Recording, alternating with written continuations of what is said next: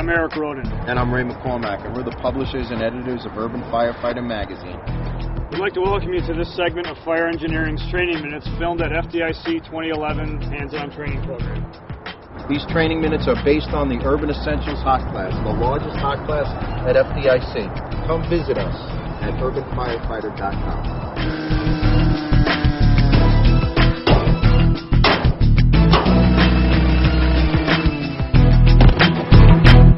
Welcome to Training Minutes. My name is Rex Morris. I'm captain on the FDNY, and today we're going to talk about drop bars. You know, drop bars is two different types of steel drop bars you're going to encounter. This one is on a door that swings towards you. We're actually on the inside of the door right now. As you can see, this is set up with two cradles on the door. The drop bar is dropped right in, and it catches the door jambs here. Generally, when you're dealing with this, you're going to start with the irons from the other side of the door, obviously.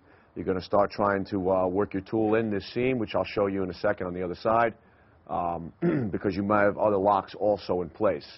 So the idea is to get your tool in here, start prying the door back, and trying to bend this bar, okay? If you have a forcible entry saw, it's going to help you tremendously. And what you could do is, once you get this pried open, you can either attack the bar directly, or even better yet, cut the carriage bolts that are holding this cradle. Once this cradle is out of your way, you'll be able to pry this door open, and this bar will bend right out of your way. Okay? You don't have to bother with this one here. I'm going to show you that in a second. Size up of your door.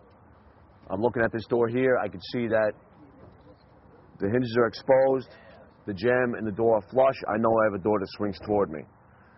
I'm also looking at this door for any cylinders or any type of carriage bolts that are going to give me a clue of what's locking this door. As you can see here, okay, if you run into a situation like this, you see two carriage bolts in a line. There's probably some sort of drop bar here. Okay, basically, this is on the other side of the door. So, initially, I'm going to start with my irons. Okay, I'm going to drive my tool in and try to start prying back that bar. You start with your irons. If you have a saw available, it's going to be a lot faster if you can come here and just cut these two bolts. You bring your saw up. You're going to cut these bolts right out of your way. What that'll do is it'll release the cradle that's holding the bar. At that point, put the saw down, grab your irons, drive your tool in, and pry the door open. One thing you want to watch for, though, is the bar is right here on the door. These two bolts are almost like a landmark where you want to put your tool. Okay, that way you don't run into the bar. Because on the other side of the door, the bar is sitting right here. When you go to cut these carriage bolts, many times you only need to cut this first pair right here. This pair really isn't doing much. So what I'm going to do is I'm going to attack these two carriage bolts, cut them, get them out of the way. And as I pry this door open, the bar is just going to pivot on this cradle right here. So you don't have to worry about these.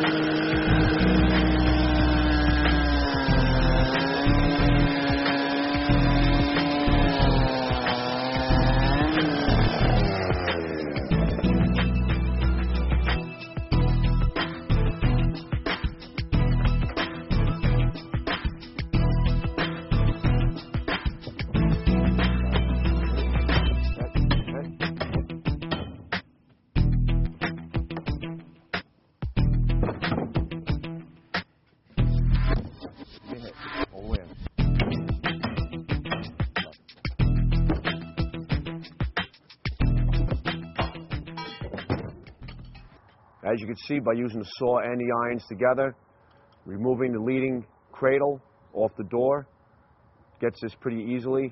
It also works good if you have multiple bars. I'm Rex Morris, and thanks for watching Training Minutes.